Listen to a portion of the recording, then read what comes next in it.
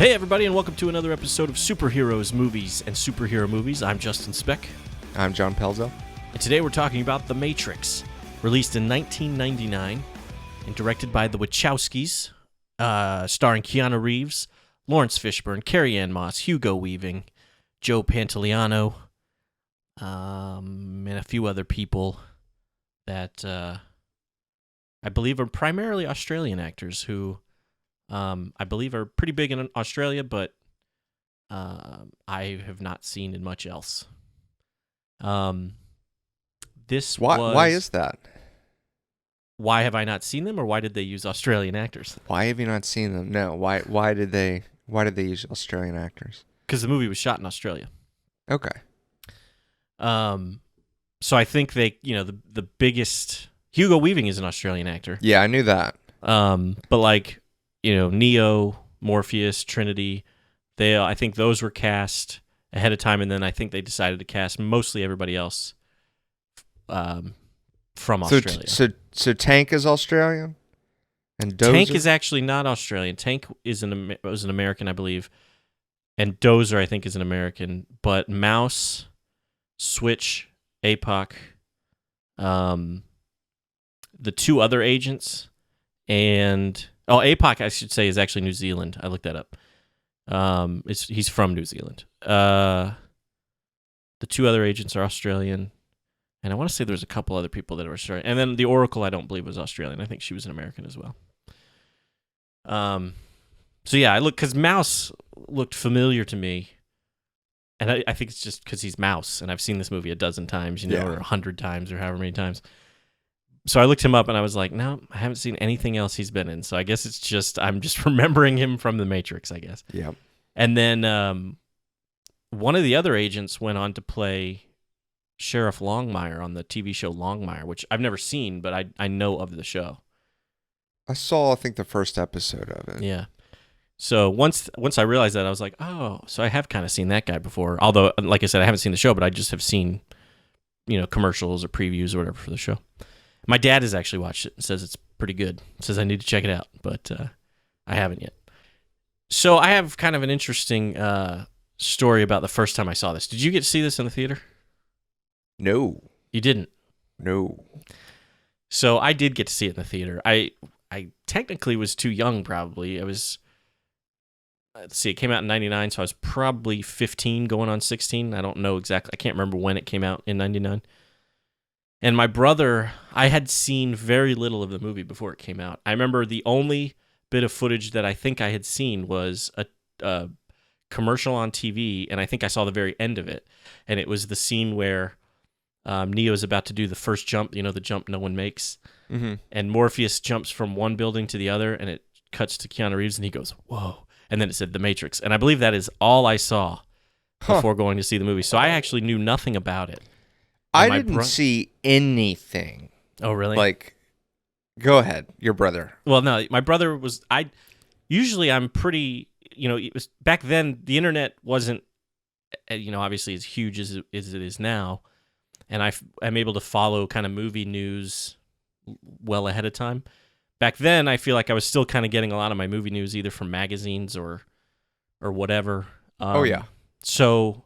But I still kind of knew about new movies and whatnot, and so the fact that I didn't know much about The Matrix was kind of interesting. And I didn't have much of a desire to go see it, mostly just because I didn't know anything about it.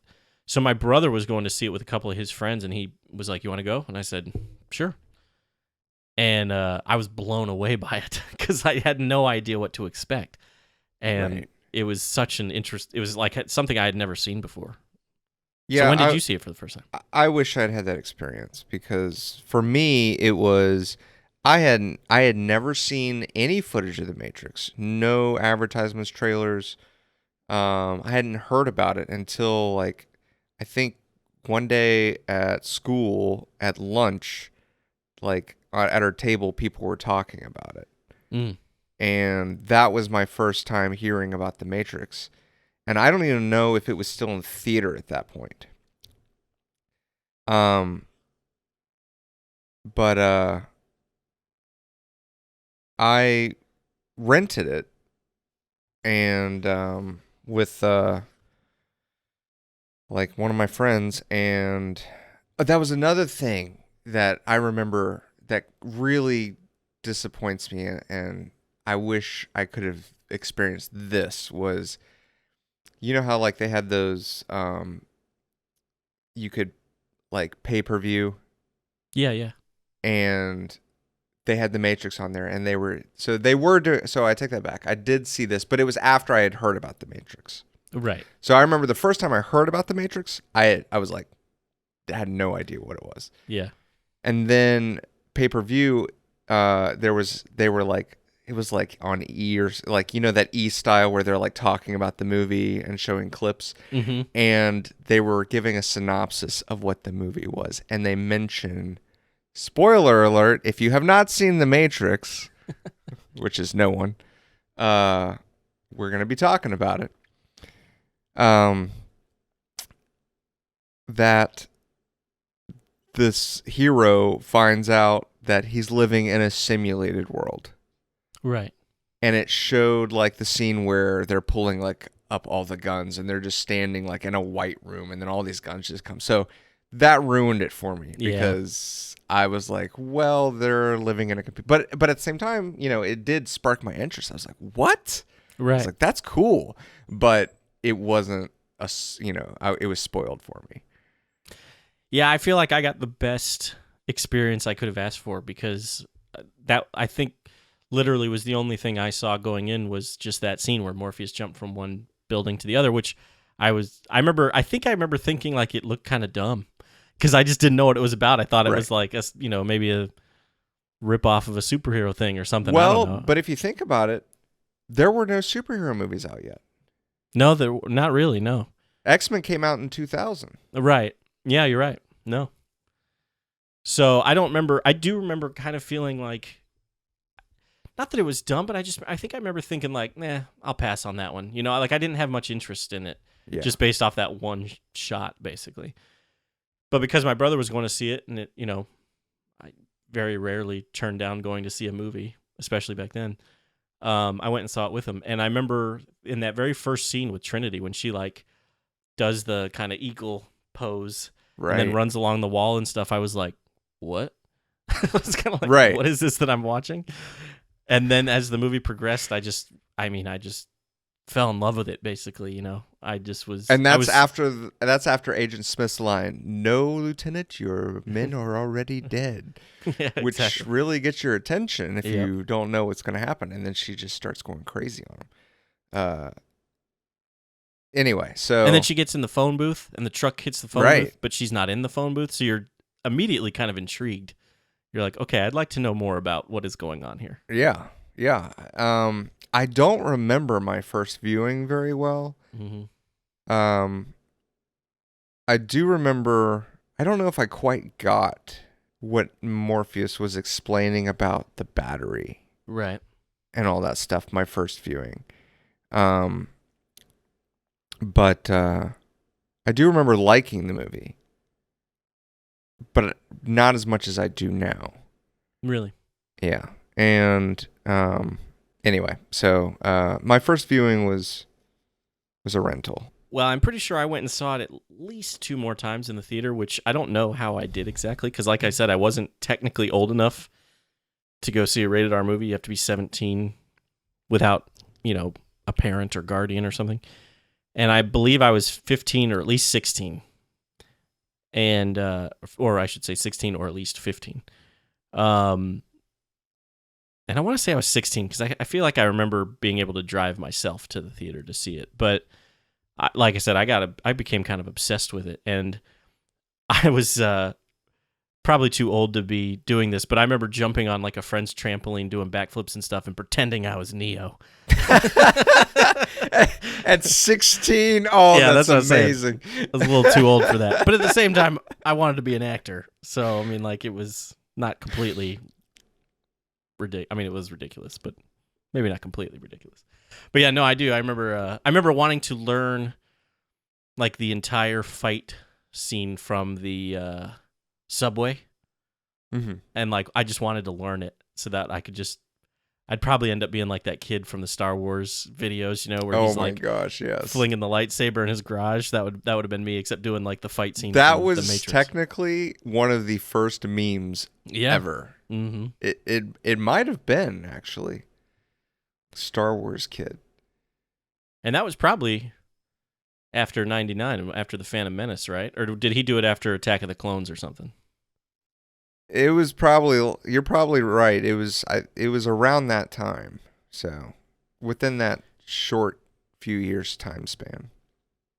Not to get too sidetracked, but I have a book. I haven't read it yet, sitting on the shelf right back here over my shoulder, called Best Movie Year Ever, and it's about all the movies that came out in 1999. And so, because you got The Matrix, I'm not going to remember them all. You got The Matrix, you got Phantom Menace is included in that. Fight Beauty. Club, American Beauty, Election was another one that I know was in there. And there's a few others I can't remember, but I'm pretty excited to read that book at some point because I believe 1999 I think was actually a pretty good year for movies. Yeah. 1994 is the year I always think of for like really good year for movies. That was the year we had Pulp Fiction, Shawshank Redemption, Speed, one of my favorite action movies. Dumb and Dumber. Dumb and Dumber,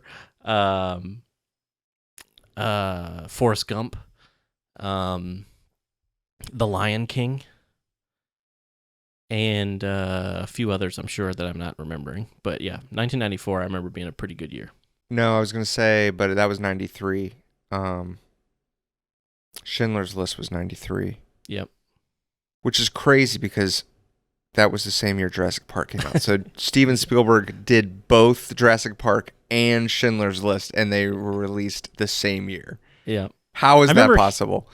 Well, I remember hearing that he handed off post-production kind of duties for Jurassic Park to George Lucas. He kind of let George Lucas handle some of the post-production whatever for Jurassic Park so that he could prepare for Schindler's List. I don't know if that's true. I just know that that's something I have heard. And I could see that being true. With maybe, I could see maybe George Lucas overseeing it, but then Steven Spielberg gets final say or whatever, if something needs to be changed or something. Right. But yeah, I can't imagine. I can't even imagine making one movie in a year, let alone two giant movies like that. Yeah.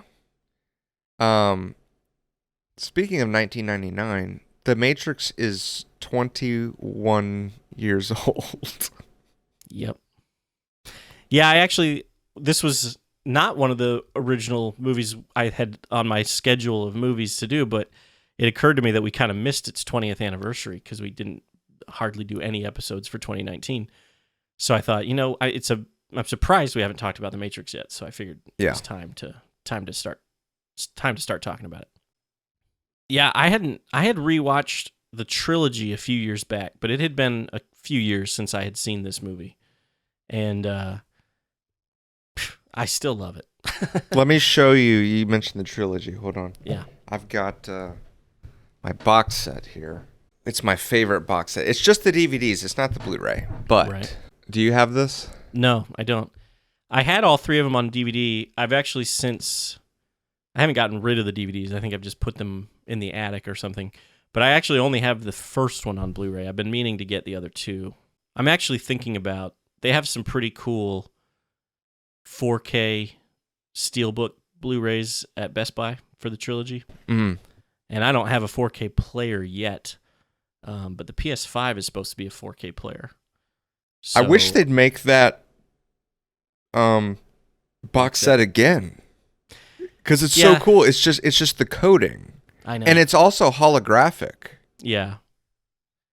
I DVD packaging, in my opinion, is better than Blu-ray packaging. And I think it has to do partly with the fact that physical media is kind of dying out. Yes. There are still some pretty cool distributors who do some pretty good Blu-ray packaging and special editions and things like that.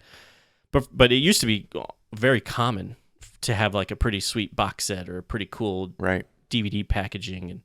And I remember when they started, go ahead, like what? Fight Club. Fight Club was always one of my favorite That's what I was DVDs, getting ready to bring up, Yeah. was Fight Club, because I remember, I think that was around the time that you could see that a lot of the cool DVD cases and packaging was maybe starting to tamper off a bit. Yeah. And I snagged Fight Club because I think they had stopped making that one. Yeah. And yeah, that was really cool because it's like wrapped up and it's like Yeah, it looks like package. Yeah, it looks like a brown paper, or wrapped in like brown paper with a string or tied around it and stuff. Yep. Yeah, I was working at Blockbuster and I could I could order DVDs through Blockbuster. Almost like if like a customer wanted a movie, we could order it for them. I ordered Fight Club for myself and was so excited. And when it came in, and my boss was like, "Your movie came in, it's in the drawer." And so I opened the drawer and it was just like the crappy single disc version of Fight Club, not the cool 2-disc with the packaging, and all that. And I thought he was pranking me at first. I was like, "What is this? Where's my movie?" And he's like, "Isn't that what you ordered?" And I was like, "No." So I don't remember how I ended up getting it. I found it somewhere. Either we ended up ordering the right one, or I found it in a store or off eBay or something. I don't remember, but I do have it. But I like the obviously I like the quality of Blu-ray, but like the Fight Club Blu-ray is not bad, but it's not nearly as cool as that DVD packaging. So I have the Blu-ray, but I don't really want to get rid of the DVD because of the packaging. Yeah, which why is kind would of you? silly, but Well, no, I understand that. That's another movie that I didn't see in the theater, and if I'm not mistaken, Fight Club was not a popular movie while it was in the theater. I don't know for sure. Yeah, I don't recall what critics thought of it and stuff. I know part of the reason why I didn't see it in the theater. Number one, again, probably I was technically too young, but also I remember there was a kid at our school who told me it sucked. And so I just didn't really bother. I was like, "Oh, well, it's not any good. I don't want to waste my money." And then I didn't see that one until it came out on DVD, and I think by that time it had been spoiled for me. I knew the twist in Fight Club. Gotcha. I didn't. Oh wow. But the first time I watched Fight Club, I was kind of about it. Yeah. That happened. There's a few movies like that I've seen. The Big Lebowski, which I love now, I did not like the first time I saw it. Interesting. I've only seen that movie once, and I thought it was amazing. Well, that's good. Yeah. I saw it in high school. I remember renting it and watching it at a friend's house, and I just was like, I didn't see the appeal. But then I gave it a rewatch later, and I was like, something clicked, I guess. I don't know. But the scene where he's driving, smoking the joint, and then he thinks someone's following him. That is one of the funniest scenes I've ever seen in my life. I laughed so hard. Yeah, the movie's amazing. Yeah, and I don't know why I didn't like it the first time I saw it. Back to The Matrix. Yeah, I was actually going to say, speaking of DVDs, The Matrix, when The Matrix came out on DVD, my family actually did not own a DVD player yet. And I went to Media Play. You remember that store? Media Play? That's where I got Doom 2, by the way. Oh, wow. Yeah. I used to go there all the time. I liked that store. I mean, they had movies, they had CDs, they had action figures. It was just a cool store, in my opinion. I was sad to see them close. Anyway, I went to Media Play to get The Matrix on VHS because that's all we had at the time was a VCR. And they did not have... The VHS was getting released later. The DVD came out this Tuesday, whatever day I went. And the VHS wasn't going to get released for another month or something like that, or a few weeks. And I guess that was a thing to try to get people to start purchasing DVDs over VHS. So even though my family didn't even own a DVD player, I went ahead and bought it on DVD. So The Matrix was actually the very first DVD I ever bought. That's pretty cool. Yeah. Was it? And we watched it. It's the one with the black locking. Yeah, it was one of those. Warner Brothers used to put all their DVDs out with those cardboard cases. Right. And I still have that one too. But we did end up watching it that night. My dad, his work laptop had a DVD-ROM, so we hooked his laptop up to the TV. Oh wow, man! And we watched you it. guys were doing some super tech back then. It was impressive back then. It was. So we hooked up his laptop to the TV, and we were able to watch The Matrix because I don't think my parents had seen it yet, and I really wanted my dad to see it. What did he think of it? Oh, I'm sure I believe he really liked it. I don't recall his exact reaction to it, but I'm pretty sure he thought it was pretty awesome. But yeah, I always remember The Matrix as being the first DVD I ever bought because that was it. The VHS wasn't available, and I wasn't going to go home empty-handed. It was probably one of the first ones I got too, but I got a DVD player pretty late in the. No, you know what? My first DVD player was a PlayStation 2. Oh yeah, I can see that. That came out in 2000. So it was the year after. Yeah. I bet The Matrix was probably one of the first ones I bought. As I say, if not the first, one of the first, probably. Yeah. Yeah. Because I like you, when I first saw it, like I said, at first I wasn't necessarily like, I liked it, but maybe I was. But after other viewings, like it was like, wow. Mm-hmm. And I was when we found out that they were making 2 more. Yeah. That was extremely exciting. Mm-hmm. Yeah, I was pumped to find out that they were making sequels. And we will talk about those sequels at some point. That's kind of why I cut off there. So yeah. I know I have a story I could tell, but I was like, I should save it for the Reloaded episode. Whenever that will be, but so let's just kind of, what was your favorite scene in the movie? I mean, for the longest time, my favorite scene is the lobby scene where the gunfight in the lobby. Cliche. Just kidding. It's an amazing scene. I actually don't know if it's my favorite scene now. That scene was my favorite scene for the longest time, and I loved it. But I actually think, the last 30 minutes of the movie is my favorite of the film, probably.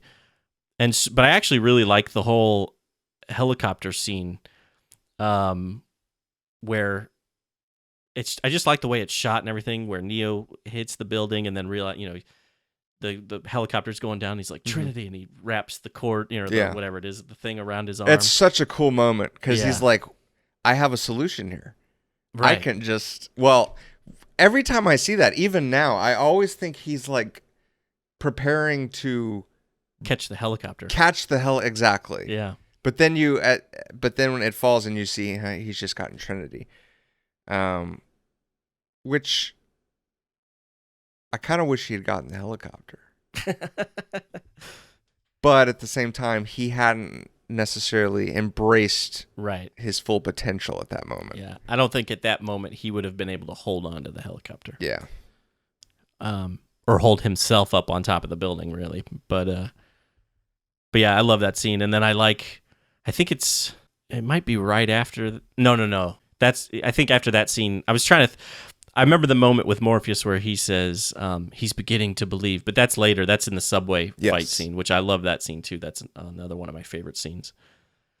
But I think he turns to Trinity and says, "Do you believe now?" or something like that after the helicopter scene.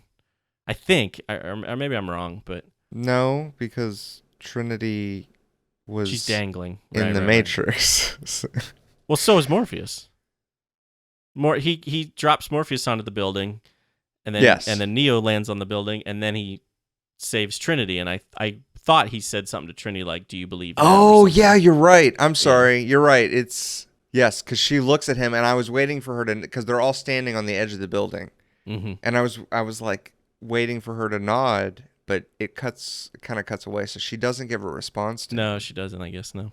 And that's when you find out later that. Because you really don't find out Trinity does believe he's the one until in the subway where she reveals that the Oracle told her she would fall in love with the one. And she's like, and I love you. Yeah. That's actually after the subway. It's after he gets shot. Right. Well, it's like in the middle of the subway. It's in the. It's actually. I didn't. It's one of the things that I've seen this movie 100 times, and I don't think I ever put it together. Even though I'm pretty sure you see the sign of the hotel, but the hotel that he runs into at the end there, where he gets shot by Agent Smith, is the same hotel that Trinity's in the very beginning of the movie, the Heart of the City Hotel. Oh, yeah. So I thought that was kind of never interesting. Noticed that. Yeah, I don't know how I really missed it, but yeah, she's at the Heart of the City Hotel in the very beginning of the movie when she fights the cops and runs away from the agents, and then at the very end of the movie when Neo needs an exit, he's directed to the Heart of the City Hotel. Yeah. And I don't know if the room is the same room that she's in at the beginning of the movie or not. He's told to go to room 303, and I haven't gone back to see if that's like the room she's supposed to be in, or even if we even know what room she's in. That whole sequence is really cool too. The beginning of the movie? No. Oh. Well, yeah, I mean, yeah, that too, but when he's running, yeah, and they're like, go to your left. Yeah. Your other left. And then it just, you've got the people turning into the agents, and my favorite part in that is the knife with the old lady with the knife. Yeah, yeah. And she just looks so surprised, and then it cuts to Neo, and then you see the knife go into the wall, and he turns around, and it's an agent. There's so much creativity in this movie. Yeah, I agree. And with you mentioning the Heart Hotel thing, like that just makes me also think about how many Easter eggs that there are in this as well. That I'm sure there's so many that I still don't even know about. Yeah, I thought there might be a commentary with the Wachowskis on the Blu-ray, but there's not. There's not even a commentary with the with like Keanu Reeves or anything. There's a commentary with philosophers, which is weird. Film critics. There's a commentary with the composer with like an all music track, which is kind of cool. But that's pretty much it. I there might be one more that I'm forgetting, but on the Blu-ray there is kind of like a I forget what Warner Brothers was. It's like a picture-in-picture type thing where like Keanu Reeves will pop up and it's like an interview with him and he's talking about something. I started watching the movie with that, but I didn't really seem like I was getting any information that was substantial, I guess. It seemed like mostly they were just like, I remember at one point they were like, yeah, I had no idea this movie was going to be so big. It was like that type of thing. Right. But I might there's really no point now. I meant to do that, to try to watch the movie with that kind of picture-in-picture commentary before we recorded to see if I learned anything new, but I didn't get a chance to, so. Speaking of the composer, the music in this is incredible. It's so I good. agree. It's become kind of iconic now, too. Yes, exactly. It's some of the best, composition in film, I would say, period. The best composition in film, period? You think this is like the some best? Some of the best. I thought you were saying this was the best. I was like, you're telling me that this music is better than Star Wars or Jurassic Park or No, anything. Some of the best. Yeah. Some of the best. No, it is very good, and I do think it is. Like I said, it has become kind of iconic. You hear that. You hear just like that. It's the horn. First note, yeah, yeah, and you just know this is the Matrix. Exactly. And that's so hard to do. Yeah, like to be able to, and it's not that complicated either. Like it's just a simple kind of horn that starts off low and then kind of rises, crescendos. Yeah, whatever. Yeah. And to be able to point that out as the Matrix, or hear something like that and immediately just say, "Oh, that sounds like the Matrix." Mm-hmm. Like that's hard to do. To have job that, well done. Yeah, to have that originality that it stands out that much. Yeah. No, I actually I looked it up on the score is on iTunes. It's not a very long album, maybe 10 songs or something, so I can't imagine it's a lot of the music from the movie, but I was thinking I probably need to buy the score while it's available on iTunes because it is a good score.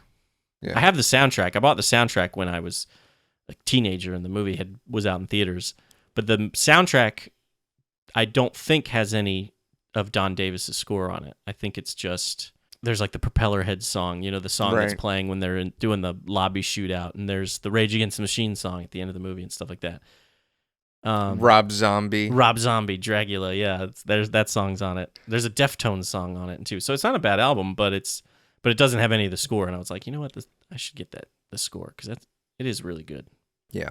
There's a moment in the very beginning of the movie with Trinity where she's running away from the agent, and she dives off the roof of a building and kind of spins in the air and then goes through the window. Mm-hmm.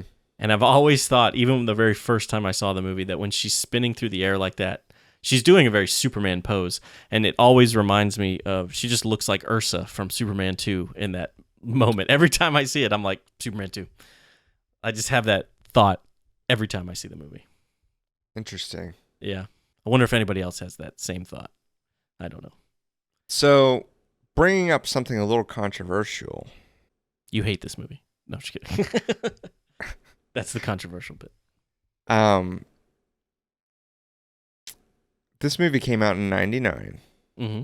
And not too long before this, we had Columbine. Yeah, actually, I was going to look up to see when this movie was released. Because Columbine, I remember specifically, was April 20th, 1999.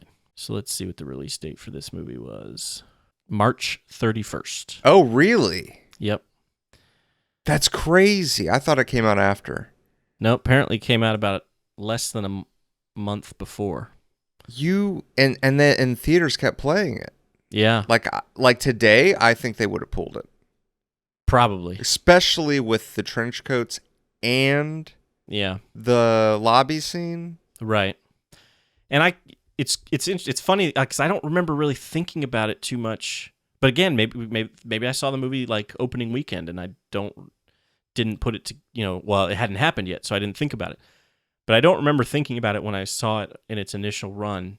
But now I do think about it. Whenever I see Neo in his trench coat with the guns, I can't help but think of It's Columbine. always the lobby scene. Yep.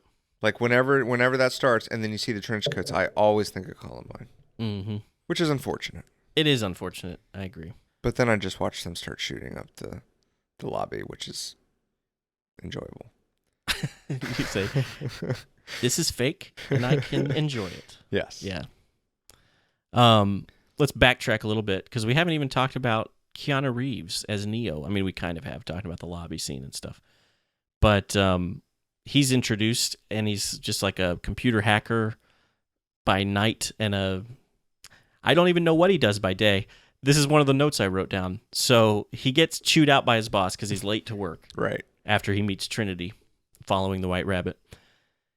And, he says, yes, sir, perfectly clear. And he goes to his cubicle. And the next, the shot of him sitting at his cubicle, he's literally just sitting at his desk, doing nothing, and his computer's not even on.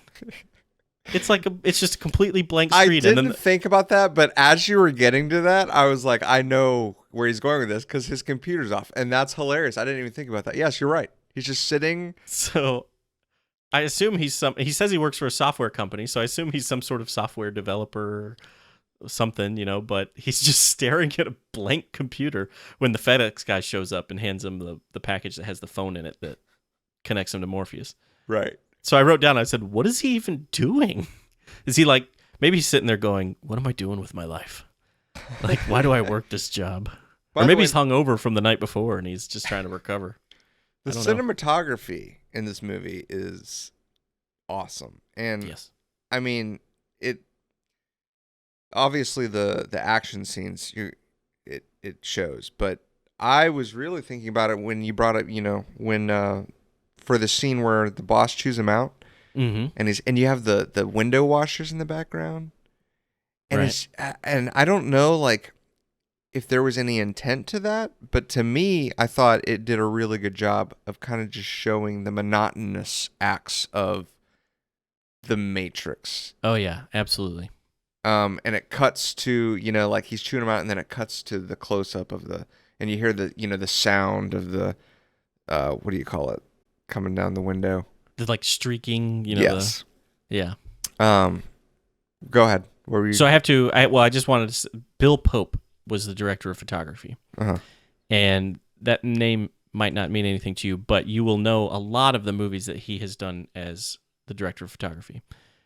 The Matrix being one, Army of Darkness, Darkman, Spider-Man 2. I was gonna say, like, when you said Army of Darkness, Yep. I was like, the Doc Ock scene was Right. very Sam Raimi, style. So Yep. He also did Team America World Police, Spider-Man 3, which we'll forgive him for. Scott Pilgrim versus the World. Have you ever seen Scott Pilgrim versus the World? I've not. Oh boy. I've heard. I need to.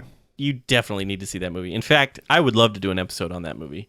That movie is fantastic. It's one of those movies that, unfortunately, I didn't get a chance to see it in the theater, and I really wish I had because I don't think it did well in the theater. Right. And yeah, there's not it a is now- sequel, is there? Probably not. I don't know if they were hoping to have a sequel. It doesn't. I don't think it necessarily needs a sequel. It stands on its own fine. Right. It just would have been. I mean, it's just so well done that it would have been cool to see another one. But it's one of those movies I don't think did a whole lot of, didn't do a whole lot in the box office, but has since gotten a big following on DVD and Blu-ray and whatnot. And I didn't see it, like, I was working at Blockbuster at the time in California, so I didn't see it until it came out on DVD. We got it in at the store, and I rented it, and I think I bought it, like, right away. It was incredible. It's based off a comic, right? It is, yep. Yeah. I really like it. I hope you like it. So we may have to squeeze an episode in there. May have to try to figure out when we can do this one. Okay. But yeah, Bill Pope, I've always thought he was a good cinematographer just based off of the movies that he's done that I've always really just liked a lot. He's worked well with Sam Raimi, obviously. He did Darkman, Army of Darkness, Spider-Man 2. I don't know why he didn't do Spider-Man 1. Maybe he was working on the Matrix movies at the time. Because he did all 3 Matrix movies. Okay, I was going to say Spider-Man, the first one came out in 2002, but yeah, that would... And Reloaded came out in 2003, so right, I don't know if there was some overlap there or not. There might Well, have been. and they shot... Yeah, there would have had to have been, because they shot Reloaded and Revolutions... Back to back. Back to back. Yeah. So, anyway, excellent cinematographer, in my opinion, Bill Pope. And speaking of commentaries, Darkman, the Darkman Blu-ray I have has a commentary, but it's with Bill Pope rather than Sam Raimi or Liam Neeson or anything. But I do plan on watching that with commentary at some point. Another thing about the style of that scene is, and I didn't find out about this for a long time, but I'm sure you know about this. All the scenes that take place in the Matrix have like a green tint to them, right? Which I think is really cool. Yeah, the overall aesthetic of the movie is really good. Yeah. I really like how, they did a really good job of the Matrix world looking like the world as you and I know it, but with kind of like that green tint, like you said. But then the real world stuff looked very dirty and grimy and post-apocalyptic and depressing. Which it obviously fits, but at the same time, it helps you connect with one of my favorite moments. And this was something I wasn't spoiled for, is Neo waking up in the chamber. And like I didn't know that was coming. Yeah. And that was another moment where the first time I saw the movie, because like you said, I didn't know that was coming either, and I'm being like, what is going on? Yeah. Like, what am I watching? Yeah. And when he leans over, and it's just, numerous, just an ocean, thousands. Yes. Yeah. Oh, there's yes. Millions. Yes. Yeah. It's just you can't even see the ground. Right. Like, every time I watch this, I've always got, you have that fog at the bottom, and I always got a sense that you kind of that the bottom was probably pretty close to around there. But I noticed this time, and I was like, how far does that go? And you have no idea. Yeah. How tall those things are. You just cannot see, and you can't see the top of them either. Right. So that moment every time, even now, it just it just makes you just feel like just creepy. Right. You know, it's just a very surreal moment. And but where was I going with that? What were we talking about? Oh, so when he wakes up and he gets flushed, and then they're like, welcome to the real world, and then they explain to him what's going on, and then he has that like panic attack. Mm-hmm.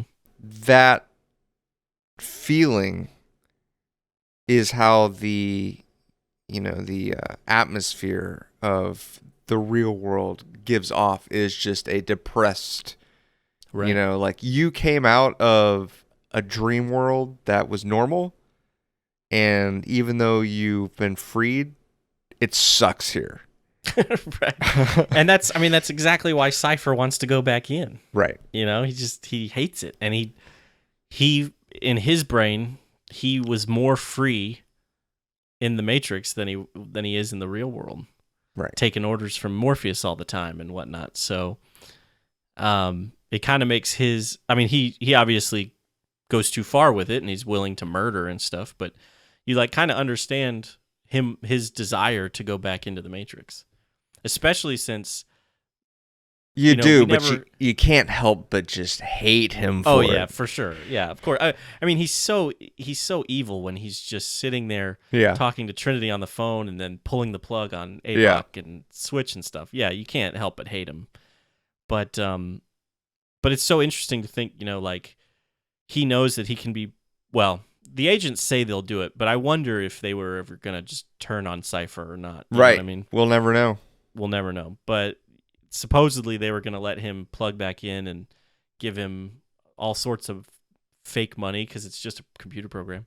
Right. And I like how he's like, I want to be somebody important, like an actor. Yeah, I like that too.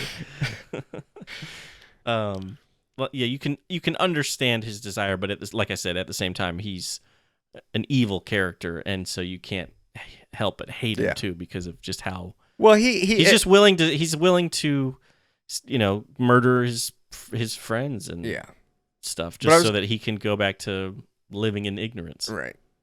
But from the get-go, you do get a sense of his self-entitlement. He's jealous of Trinity or Neo with Trinity, and who's that guy that plays him? What's his name? Joe Pantoliano. Yes, he's awesome. Like, I don't know what else I've seen him in besides Memento. He's excellent in Memento. Carrion Moss is in Memento too. I forgot about I remembered her being in Memento, but I forgot about Joe Pantoliano being in it. And Memento was made before The Matrix, wasn't it? No, it came out in 2000. Oh, that's right. It was made after The Matrix. Okay. He was in The Fugitive. Oh, that's right. U.S. Marshals, I think. Yes, that's right. He's one of those actors who's been in a ton of stuff, but the Fugitive is one of the ones that always comes to mind. I can't believe I forgot he was in Memento, because he's such a big part of Memento. He's a big character. And I was thinking, actually, when watching this, I was like, we should maybe do an episode on Memento. Yeah, I can add it to the list. I mean, there's hundreds of movies I feel like now that we just need to do, but yeah, Memento is one of my favorite movies, and I would love to talk about that. So for sure. Once Neo is unplugged from the Matrix and brought onto the Nebuchadnezzar, and he starts going through the training programs, I wrote, one of my notes is, I think another thing that appeals to me about this movie is just who wouldn't want to be able to just download skills, right, and learn them within seconds, right? Yeah, his reaction's perfect. Yeah. It just connects so with the audience. For sure. And then his reaction when he's done. I know kung fu. Yeah. I mean, that's another. Oh, you know what? I just thought of another 1999 movie, The Sixth Sense. Which I didn't see for several years. A long years. time. Yeah. Was that one spoiled for you? No, I don't. It was not spoiled for me, but I figured it out before. Like like I had an idea that that's what it was. Something like just clicked with me that I was like, his wife Right. is not talking to him. Right. And I was like, and no one's that cold. Not like no one's Right. that cold. I And- had a And with the boy saying, I see dead people, I was like, you put two and two together. yeah. I wasn't that smart, I guess. And thankfully I had a friend who was smart enough not to tell me anything. He had seen it and he said, you got to see The Sixth Sense. And so I went with him. He was like, I'm going to see it again. You got to come. And I said, all right. But he didn't say a word about like why I need to see it. He didn't say, you'll never guess what happens at the end or anything like that. He just said, you got to see this movie. And I remember that's the one movie that I can remember where my jaw dropped. Mm-hmm. And I turned when you find out at the end, I remember just turning to him and being like, and he was just nodding at me. He was like, yep. That sounds like Chris. Was it Chris? It was not. It was actually Andrew. Okay. Speaking of Chris, he has a funny story about The Sixth Sense. Apparently, if you haven't seen The Sixth Sense, I'm about to ruin it for you. So, but again, if you haven't seen The Sixth Sense, what are you waiting for? right? And you probably know the ending because it's spoiled in all sorts of different types of media. He was standing in line to go see the movie. He was like waiting. It was like the auditorium. It was like his next showing was about to go in, and the theater was getting let out. That's right. So he was like waiting. He was waiting in line to get into the next showing. Oh my god. Go ahead, tell the story. Well, it's short. Like as they're letting out these two jerk, like probably college kids. I love college kids. They're so cool. Just come smashing through the door like, oh, I can't believe Bruce Willis was dead the whole time. I felt so bad for him when he told me that story. In fact, because of that prepared me for Force Awakens. Because when I was standing and waiting, you were like expecting to hear something. And they were letting people out, I plugged my ears. Smart. And started just going la la la la la, which just to be safe. I was like, I know people are looking at me like I'm an idiot, but I don't care because we're not going to get another opportunity like this. Yeah, I can't believe that happened to him too, because I think there's a Simpsons episode where Homer Simpson walks out of a showing of The Empire Strikes Back and goes, "I can't believe Darth Vader was his father the whole time," or something like that, and you just hear the group of people going, "Oh." Yeah. But since we were talking, I don't know if I probably wouldn't have thought about the spoil or the plot twist if I didn't know that there was one. You know what I'm saying? Right. Like I knew there was a plot twist, so I was constantly trying to figure out what could this plot twist be, and that might have been why I even put it together. I honestly hate it when, critics will do that too sometimes. Like you'll see it like on the poster or on an ad or something. It'll be like, you'll never guess what, or like you'll never see the end coming or something. And you're like, well, I will now. Thanks a lot. Like it's so much better if you don't know there's a twist in the movie. Yeah. And that's why I was really happy that my friend didn't tell me anything about The Sixth Sense, just that I needed to see it. One movie that I can say that happened to me was, and it's not that big of a movie really, but The Others. Oh, yeah. Which is very similar to Sixth Sense. Right, yeah. Really, but and I saw that, before I saw Sixth Sense and knew what that plot twist was. So so I kind of, I guess, got a feel for it just in another movie. I remember the one time I was in high school and I'm about to ruin the movie U.S. Marshals. I don't know if anybody cares about U.S. Marshals. It's been a long time since I've seen it. It's the semi-sequel to The Fugitive. Tommy Lee Jones plays the same character and everything. Right. A friend of mine in high school had gotten to see like a sneak preview of it. She like had won tickets off the radio or something and got to see a sneak preview of the movie. And she came into school the next day and she goes, "Justin, you'll never guess who the bad guy is in the movie." And then because she said that, I immediately went, "It's Robert Downey Jr., isn't it?" And she was like, "What?" I was like, "Thanks a lot. Thanks a lot. Now I know who the bad guy is." So her just saying that, like something clicked in my brain. I was like, well, who would be the most like non-obvious bad guy, other than Tommy Lee Jones. Right. And unfortunately, that's been done so much that now I can usually tell if a character that's supposed to be kind of played as a character you're not supposed to know is the bad guy. Like it's obvious because of how not obvious it is. I feel like I don't envy screenwriters who, well, if you have like an original idea and you think that your ending is, it's kind of like The Sixth Sense, like if you have an original idea with an original ending, that can still be surprising. But I don't envy the people who are like trying to write a twist ending or something, because it seems like we've seen so many things, we can guess these types of things so early on now. And I can't honestly think of, like, I'm sure there's been a movie recently or in the past few years that has surprised me, but I can't think of one that even comes close to how The Sixth Sense was. Yeah, see, I wish I had gotten that experience. We might as well label this episode The Matrix / The Sixth Sense. Yeah, let's get back to The Matrix. Let's get back to The Matrix. So that was one note, was I just liked being able to, who wouldn't love being able to download skills?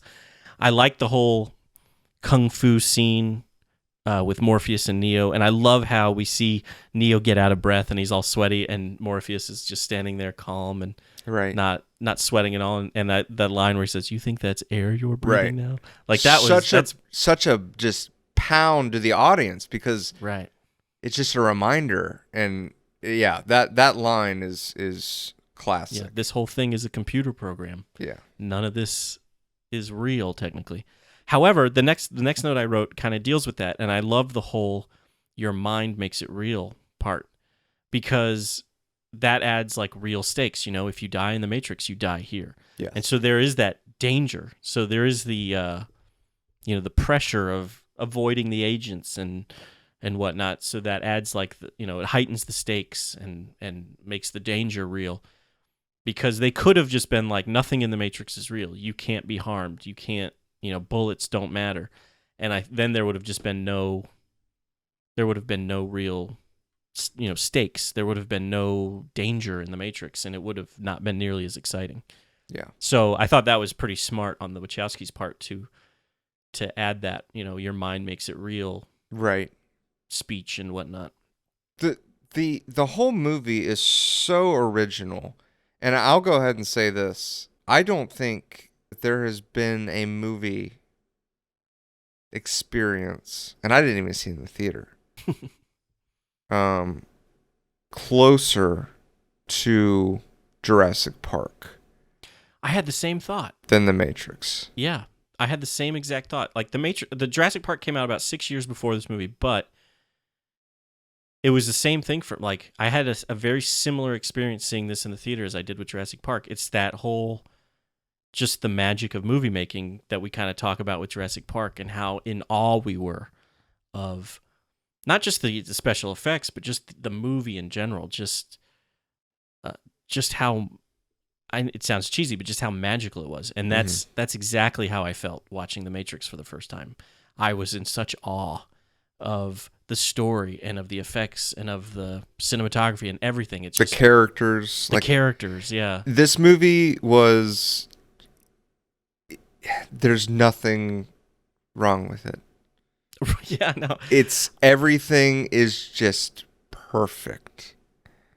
It really is. And like I said, not only that this being, the closest experience since Jurassic Park, but to have a movie so well done. I don't think that there has been anything that's come out since The Matrix that has been as just stamped into cinema as much as this movie can. Like, you might have a couple ideas.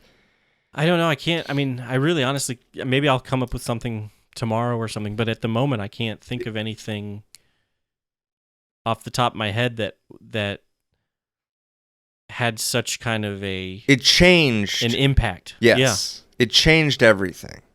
Right. Like Jurassic Park did. And it's so weird that they are only 6 years apart. But it's sad too that I think this. It's going to be hard to have a film come out, and maybe I just can't comprehend what the next thing will be. Right. Obviously, if I could, I'd be very rich. But I think, for the most part, we've just seen it all. Right. And this came out around like we were talking about before. This was before X-Men. So X-Men was cool and everything, but with the Matrix, like X-Men definitely was inspired by some of the Matrix, I would say. Right. Actually, what's interesting is Blade reminds me of the Matrix, and Blade came out before. Yeah. But Matrix did, so much more than, with the cinematography and the bullet time. And I remember you mentioning that bullet time, you would make comments that, well, it was just slow motion. But it was so much more than that, It really. is, because the camera moves in real time with slow motion, and before, slow motion was literally only slowing down, the film, the footage, or speeding up the film, really, so that way when you played it back, the footage was slow. You're right. So yeah, and it wasn't just one camera that moved. Right. What they did was like something that had never been done before. Right. Where they had a bunch of different cameras around the actor, and it essentially, I don't know if it was just still images or if it was taking footage, but that's how they did like that. I mean, the bullet time thing was so cool. I mean, that shot of Neo, the iconic, doing the whole bending backwards thing, yes. Super iconic. I remember the first time I saw that, I thought that was incredible. That is I would say that's the most famous scene in the movie. Yeah, I think so too, for sure. And so yeah, they not only came up with an original idea, they also came up with this whole new aspect of how to do action scenes and whatnot. Because they did the bullet time thing a few times throughout the movie, and it looks amazing every scene. And still, yeah, like, so many movies used it after have copied it, yes. and yeah, it got old. Right. But watching in the Matrix, like, it's still so cool. Yeah, I actually have wondered if like the newer audiences, younger audiences seeing this movie for the first time, if they are not as impressed with it like we were, because if they had seen some of the other movies that have copied it and done a parody of it or whatever beforehand. Well, because I know like even Shrek, I think it was Shrek or Shrek 2. Yes. Did like the whole Trinity kind of up in the air, and then the camera moves around and everything. Yeah, it's the first one. Yeah. But if you think about it, nothing lately really does it. It was really maybe a 10-year time period after The Matrix where they did it, and it's kind of been dropped. So I think a younger generation now, unless they go back and watch, some movies, but if they're watching movies like that in the early 2000s, you would think that they'd also seen The Matrix. They have seen The Matrix. Yes. I'm just curious, if they... But I told you, because it's one of those things. It's like with Star Wars for us. We were technically born after Star Wars came out, but we knew Darth Vader was Luke's father like before we saw the movie, just because it's such a part of pop culture. And so that's kind of what I'm wondering with the Matrix. You that bullet time scene with Neo bending backwards and everything is such a part of pop culture, and right. And I just wonder if the movie just doesn't have the impact on them as it would, if as it did on us. Yeah, I would agree with that. Yeah, because so much stuff's also done with CGI now. So right. not only have even if they haven't seen bullet time, mm-hmm. they've seen that. That's where I was going with that. That when The Matrix was made, we still were breaking into. You can do anything. You can create anything on the screen now. Right. And now yeah. we've really gotten to, you can't show us anything that we haven't seen because everything that you can imagine can be now put into a movie. Right. Yeah, absolutely. If they were to do bullet time now, they wouldn't do the multiple camera thing. They would just recreate it in a computer. Right. And throw it into the scene. and it wouldn't be as impressive, I think. You're right. I think that's why I think I kind of tend to really love 90s action movies and maybe even late 80s movies, because they CGI, like this movie, CGI existed, but it wasn't what it is today. And so they tried to use it sparingly. Right. And so I think of like James Cameron's Aliens. Like if you watch Aliens versus Avatar, say, or maybe even the new Aliens, Prometheus or whatever, Aliens just has such a better feel to it, in my opinion, because they're using practical sets and they're using practical alien effects and whatnot, versus Avatar or whatever, because now everything's done in a computer and it just doesn't have that real feel to it anymore.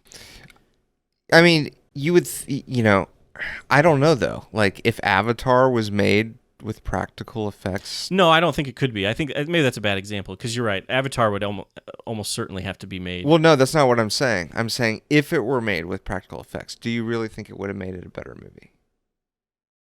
I don't know. Not necessarily. I think the what were they called? The Na'vi? Yeah. I think that those characters would not have looked good, or wouldn't have looked the way that they probably should, or the way James Cameron wanted them to look. Right. I don't think that would have looked as good. I think the world could have looked cool, because they probably would have used like a real jungle and maybe done some CG enhancements to it or something, rather than just doing the whole thing 100% CGI.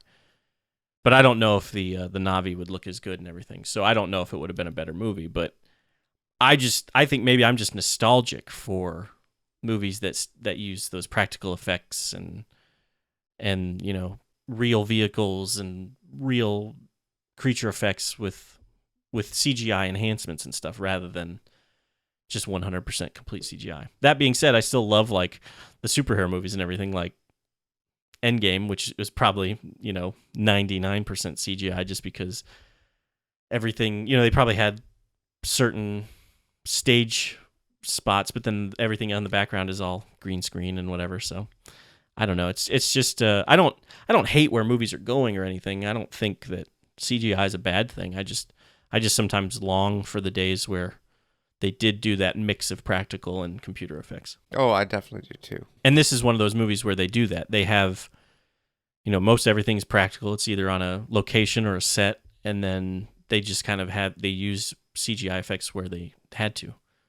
Right. Like another example is the helicopter scene with Neo and Morpheus hanging from the helicopter and Trinity's flying away. Like that was obviously done with a real helicopter, and it was either dummies or stuntmen. I think it was stuntmen hanging from the helicopter, and they got another helicopter getting the shots of that and everything.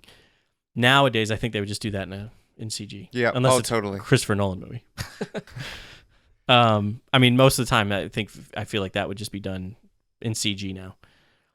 And I just like, it's just, there's something to be said for doing it practical. Yeah, totally. I definitely agree. Let's talk about the acting.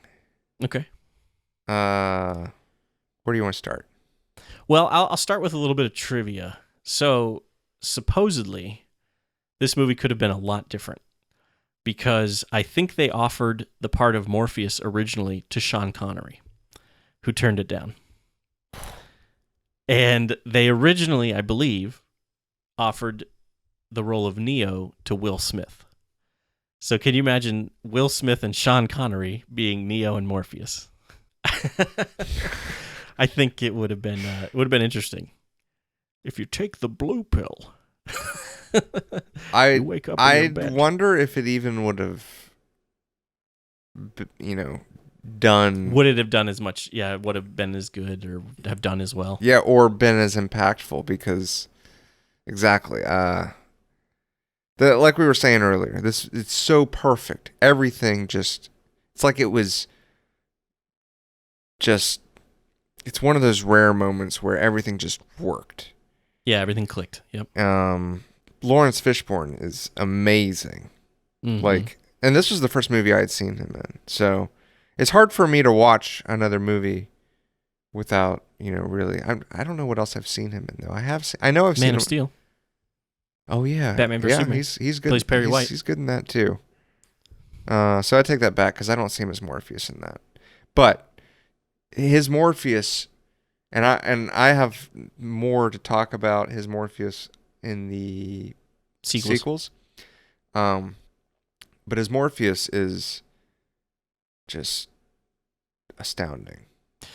I agree. I think, and I love the way he plays it. Yes. The way he's just kind of stoic and comes across as wise. Yes. And, this And leader. and especially when you first meet him, the mystery, yeah. the mysteriousness of Morpheus is just it just takes you just stop Mm-hmm. and listen to what he's saying. Yep. Yeah, I loved Lawrence Fishburne. Obviously Keanu Reeves is fantastic, but I still see, when we did Bill and Ted, Right. the and I was talking about the deadpan kind of. Mm-hmm. He has not as much as I thought he did in this, but it's still kind of there. But I think it fits Neo so well. Right. And I don't know if that's just because I've watched The Matrix so many times and that's who Neo is to me. Right. Yeah. But Keanu Reeves is just perfect for this. I agree. Um, What about Carrion Moss? What do you think about Carrion Moss as Trinity? she's great. Yeah. She's great. You mentioned not having seen Lawrence Fishburne in anything before this, and I know he had done plenty of movies before this, but I think I might be in the same boat. I don't know if I'd actually seen any of his movies before seeing The Matrix, and if I have, I just can't think of it. But so this was probably the first time I maybe knew who he was or something, but this was the first time I had seen him in a movie, and it was also the first time I'd seen Carrie-Anne Moss. I looked her up to see if she had done anything before The Matrix, and she had. She was working, but she was doing mostly small parts on TV shows and things like that. So this was I think kind of her big break. And yeah, it's one of those things where I can't see anybody else as Trinity. Nope. I can't see Trinity. Anybody else in any of the roles, period. Right. Yeah. Hugo Weaving is Agent Smith. Oh, can you imagine anybody else as Agent Smith? No. Hugo Weaving is phenomenal. Yeah, I love the way he plays Agent Smith. And this was the first time I had seen him as well. Yeah, same here. Yep. And yes, Agent Smith, the way he plays Agent Smith really is so integral to the quality of the film. Mm-hmm. Because he's the villain and he makes such a fantastic villain. He really does, and he does a great job of you really dislike him just based off of the way he talks and stuff. Yes. Yes, the way he talks. Yeah, Mr. just the way he. Anderson. Yeah, you're just I hate this guy. Your landlady take out her garbage. Right. I despise this place. It's the smell. Yeah, and his facial expressions, you can even see them with his sunglasses on. Mm-hmm. But when he takes them off, just his facial acting ability is just phenomenal. Yeah. With his eyebrows and everything. The other two agents were, good counterparts and complementaries of Agent Smith. Yeah. Obviously they don't stand out as much, but they do stand out because I remember thinking when I was watching this, I was like,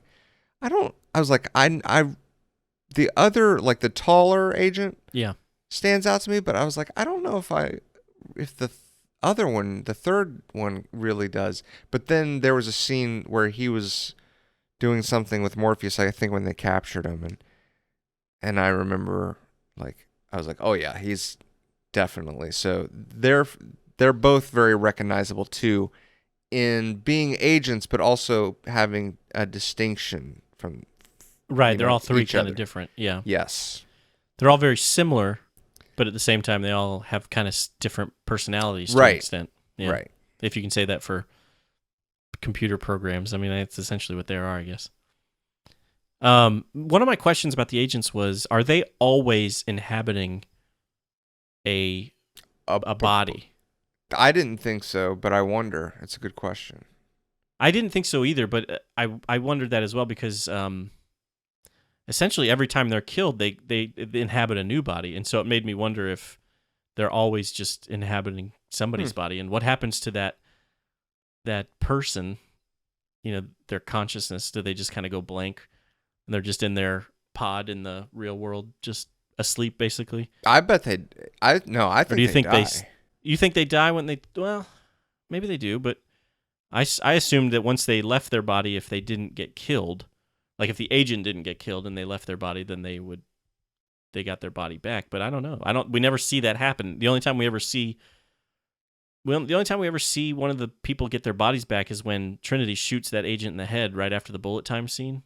I think that's the only time, and he turns back into the pilot of the helicopter. So By the way, that scene where the pilot turns into the agent yeah, always reminds me of. Do you know? no, You don't? I don't. I don't think so. Well, tell me, and I don't. But nothing. Terminator 2. Really, the scene that reminds me of Terminator 2 is when Neo touches the mirror, and then his hand, the Yes. silvery liquid or whatever. That reminds me of T-1000. Right, and that's what I'm talking about is when T-1000 like breaks the window Uh and huh. like Oh yeah, becomes the silver and goes into the helicopter. yeah. For some reason, The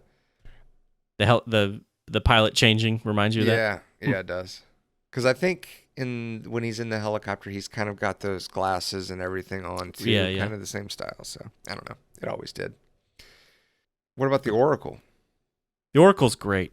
I think she Yes. does a fantastic job too, and um, it's this is something we can talk about when we talk about the third movie. But it's kind of a bummer that she passed away before they got a chance to shoot her Is that stuff. what it was? Yeah, I didn't she. know that. I Yeah, I I I was thinking that I had heard that she wanted too much money and and not that she I was know. I mean, just she did. She was in the second movie, yes, but then I I know think that. she passed away before they were able to shoot her scenes Wow. for the third movie, I, so they had to recast. okay, I didn't know that.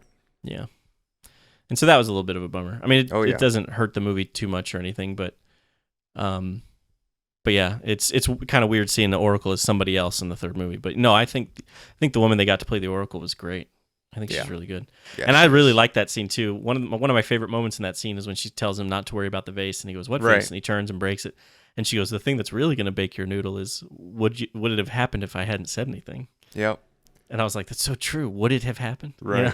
There's so many of those moments in this of Yeah. where they just kind of tease your mind like, Hmm. they just make you've got the boy bending the spoon. There is no spoon. Yeah. Yeah.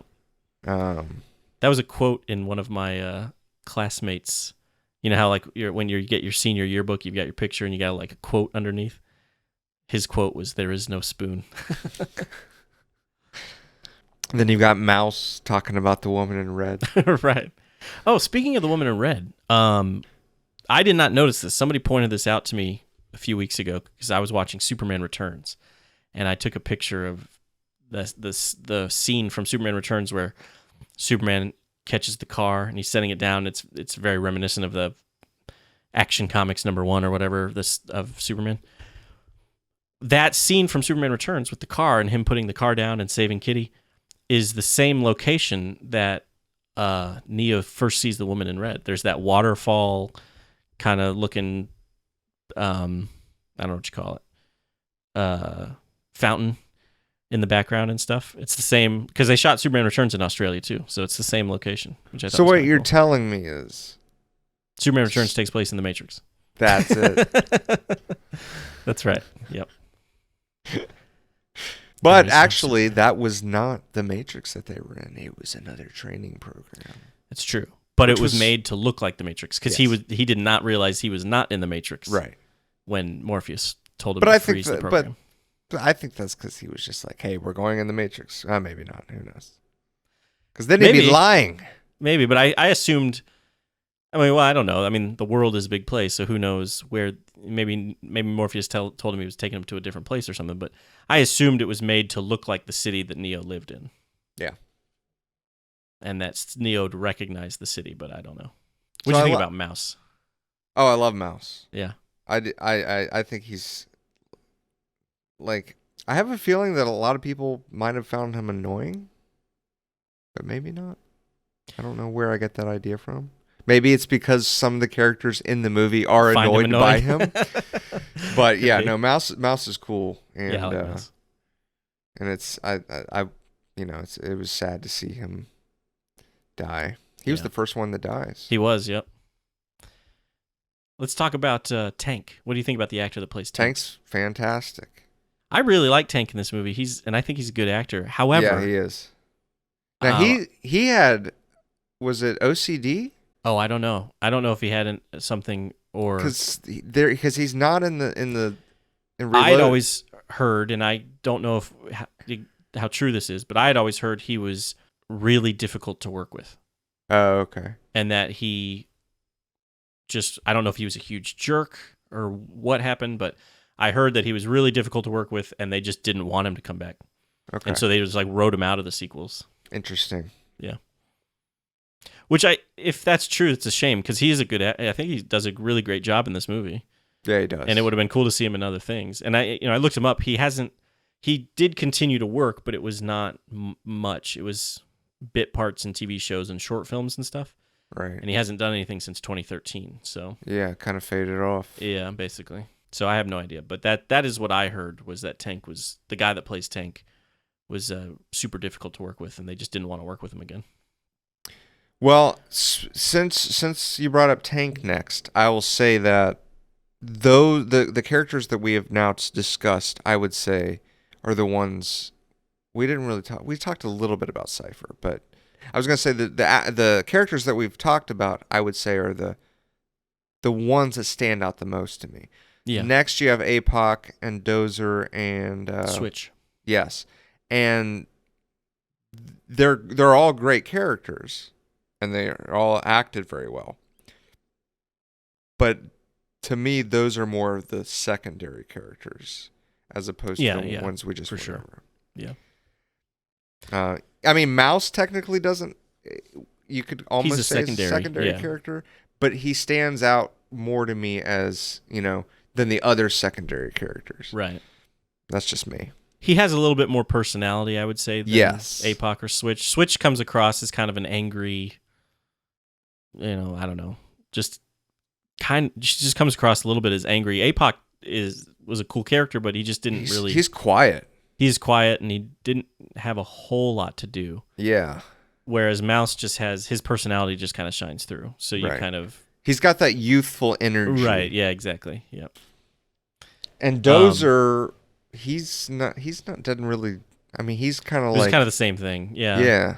I like the actor that plays Dozer. He does a good job. I don't know what else he's been in either, but he's good in this movie and everything. So it's kind of sad to see Dozer die as well. But yes, it was.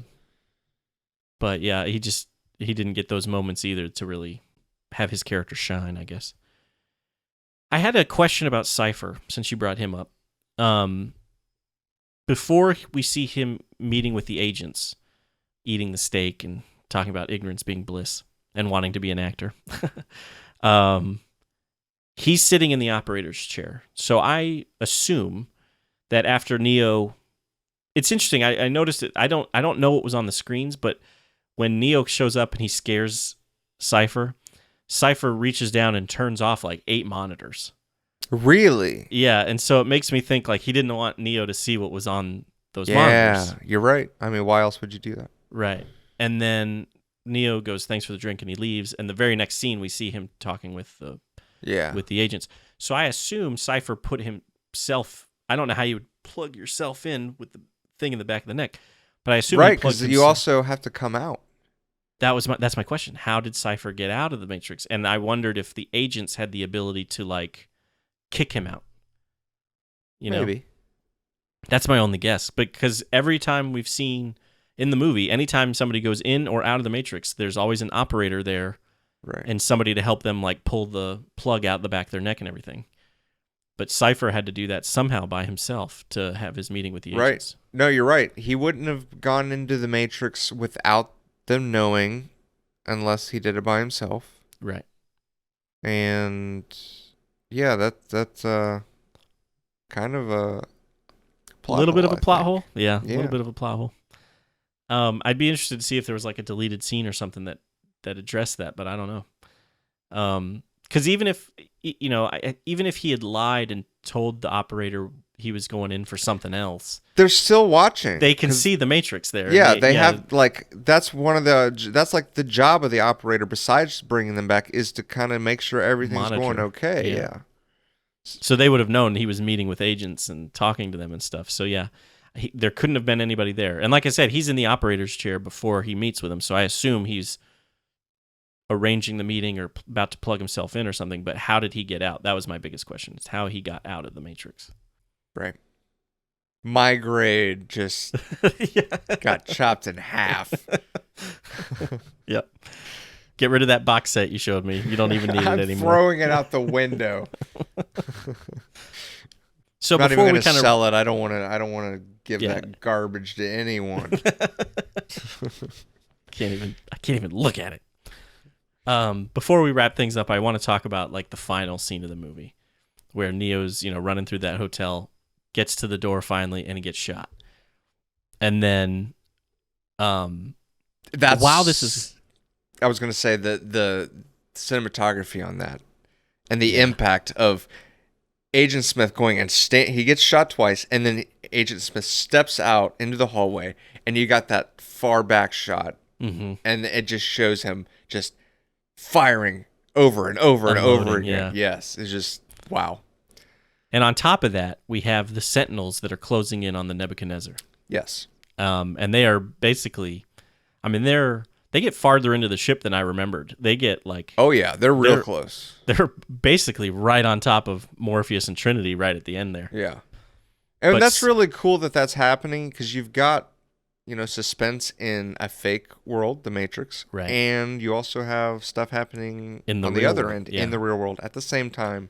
And even though, in a normal movie, if you had that happening, they wouldn't be connected to each other. You might have in Star Wars, let's say, you've got Luke up in a space battle, and then you cut to the other characters and they're on a planet, so Right. they're not related. But in this case, they're literally connected, even Yeah. though they're not in the same world. It's Right. really cool. Yeah, no, I absolutely agree 100%. And then seeing Neo get up for the first time, and get to his feet, and you see the agents looking all upset, and they fire their guns at him, and he just goes, no, and holds his hand out, and you see it's another kind of bullet time type thing.